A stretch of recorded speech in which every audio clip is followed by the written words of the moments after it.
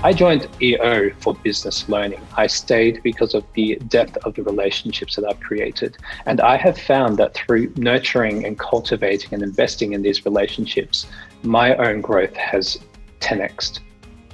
When the pandemic first hit, I think I was in denial.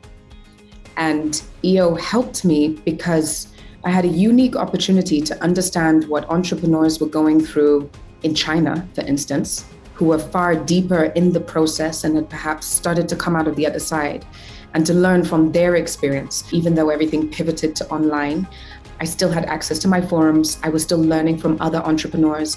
And at the end of the day, in a crisis, as a leader, you're expected to absorb fear and exude hope. And I think EO was there for me, knowing that you have 14,000 people around the world going through the exact same thing as you. One of the projects that I was working on was essentially turning into a project management disaster. One of my fellow board members was there. We were having a discussion and I was telling him how everything is getting delayed and it's going to be a financial hit on me. And he suggested that I speak to a friend of his who was a project management consultant. Arranged for the meeting to happen that night.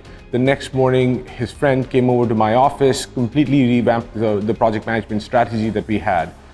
And that actually truly saved us. And because of EO, it just saved me a lot of money.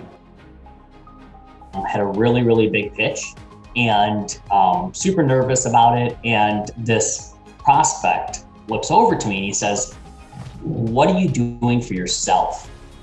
And I said, "I'm considering joining this organization called EO." And he said, "Oh, which chapter?" And I said, "Oh, well, the Chicago chapter, that's where I'm at."